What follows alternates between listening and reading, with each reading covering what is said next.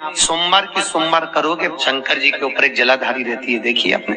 और जलाधारी में एक बेलपत्री लो, उस बेलपत्री की डंडी को जलाधारी में लगा दीजिए और एक लोटा पानी अपना नाम और गोत्र बोलकर उस पानी को डाल दीजिए।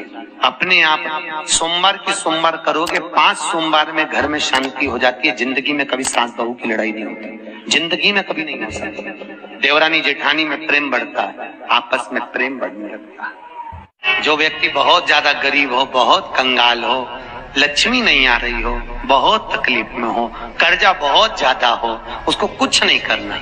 सोमवार की सोमवार शाम के समय बेलपत्री के पेड़ के नीचे थोड़ी सी शक्कर या गुड़ डालकर एक दिया रखकर घी की बत्ती लगाकर जलाकर आ जाओ, अपने आप कर्जा चूकना चालू हो जाता है, कर्जा नहीं रहता। नयन अश्रु से प्रकट हुए बेलपत्र के नीचे शाम के समय पर तेरा निवास होगा, तो प्रतिदिन शाम के समय पर बेलपत्र के पेड़ के नीचे बैठकर नारायण की आराधना करेगी। जो तेरे नाम का दिया बेलपत्र के पेड़ के नीचे लगाएगा, उसका घर संपदा से भर जाएगा। गाय की गोबरी, गोबरी जानते हो, अलोनी गोबरी। अलोनी गोबरी का मतलब एक कंडा अलग बात है, उसको थाप थाप के बनाते हैं गोबरी को।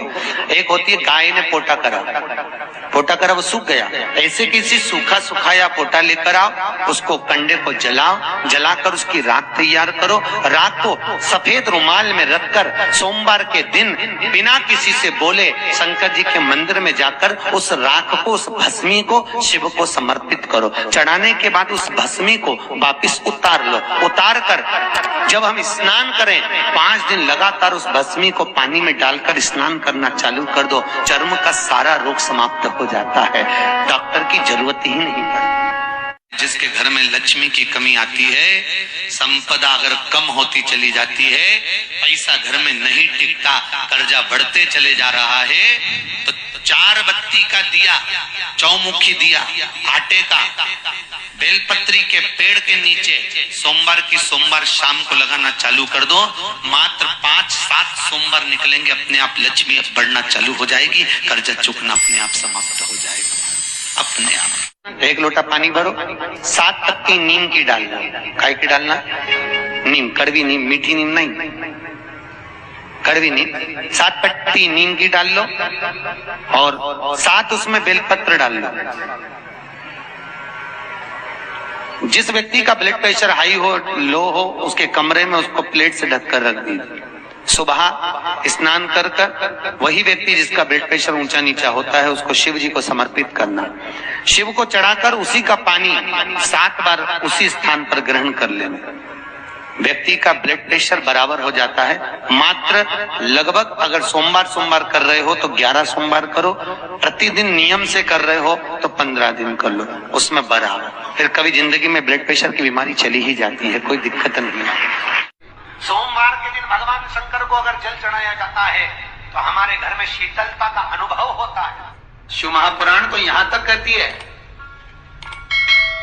कि आपका कोई काम अटक रहा है, कोई काम नहीं हो रहा, बहुत परेशान हो गए, बहुत थक गए उस काम के लिए, सबके हाथ भी जोड़ लिए, सबके पास होकर आ गए, पर वो काम बढ़ ही नहीं रहा, तो निवेदन करते हैं घी के दिए में काली तिल डालकर सोमवार के दिन शंकर जी के मंदिर के सामने तुम रुका जी का नाम लेकर दिया लगाकर, जिस काम को तुमने दुनिया के आगे कहकर देख लिया, कर देख लिया, नहीं हुआ, उस कार्य को एक बार दिया लगाकर निवेदन कर फिर जाकर देखना, काम आगे बढ़कर ही रहेगा। जिसके यहाँ लक्ष्मी नहीं टिकती, जिसके यहाँ संपदा नहीं बढ़ती, जिसका व्यापार नहीं चलता, जिसके सर्विस नौकरी सही नहीं हो रही, उसको सोमवार के दिन अगर बेलपत्री के पेड़ के नीचे जो दिया लगाता है, उसके घर में कभी संपदा की कमी नहीं आती। साहब एक बात अपनी जिंदगी में उतार कर रखिएगा। कहीं तुम्हें ऐसा लग रहा है कि मैं बहुत अटकलियों से निकल रहा हूँ, एक समस्या पूर्ण होती है, दूसरी समस्या पड़ जाती है, दूसरी समस्या पूर्ण होती है, तीसरी समस्या पड़ जाती है, तीसरी समस्या पूर्ण होती है, चौथी पड़ जाती है, तो एक काम जरूर करना कि बेलपत्री के वृक्ष के नीचे बेलपत्री की जड़ में लाल चंदन का पानी 1 लोटा प्रत्येक सोमवार को चढ़ाना प्रारंभ कर दीजिए, अपने आप अटकलें सुलझना। एक बात बहुत ध्यान लगाकर सुनिएगा, एक बेलपत्री और उस बेलपत्री में एक चंदन की बिंदी और एक अक्षत का दाना मात्र रखकर भी अगर शिवालय पर चढ़ा दी जाती है, एक बेलपत्री, एक चंदन का बिंदी और चंदन फिर निवेदन करेंगे। आज के जमाने में तुम लोग सब घिसा घिसाया बड़ा बड़ाया डब्बी का सामान ले लेकर रखो, नहीं, चंदन की मुठ्ठियां रखो, थोड़ा सा भी घिसो, जरा सा भी घिसो, उसकी एक बिंदी और एक चावल का दाना। जब हम भगवान देवाधिदेव महादेव को समर्पित करते हैं, अपनी कामना करके समर्पित करते हैं, तो निश्चितता है कि आपने व्रत करा ना करा, आपने उद्यापन करा ना करा, आपने अनुष्ठान करा ना करा, शिव महापुराण की कथा कहती है शंकर भगवान उसका फल शीघ्र प्रदान कर देते। एक बात अपने जीवन में उतार कर रखिएगा, सोमवार की अष्टमी, शिवरात्रि या सोमवार, प्रदोष बन सके तुम्हारे पास में शिवालय हो या बेलपत्री का वृक्ष, वहां दीप दान अवश्य करना चाहिए। किसी कामना के वश अगर हम दीप लगा रहे हैं या हमारे मन में कोई भाव उत्पन्न है और हम बाबा से कहना चाहते हैं कि बाबा मेरा ये कार्य है आप पूर्ण करिएगा, तो फिर शिव मंदिर में भी लंबी बाती का दीप आप प्रदोष या सोमवार की अष्टमी या सोमवार या आप शिवरात्रि वो बाबा से निवेदन कर लगा सकते। हाँ, विशेष जब कोई एक बहुत बड़ी बात हो और आपके कार्य में कहीं अटकल हो रही हो, तो एक ही दीप में दो बातें, शिव और शक्ति, लंबी बाती बनाई, शिव और शक्ति के नाम से दो बाती एक साथ एक दीप में भी लगा सकते। पर कब?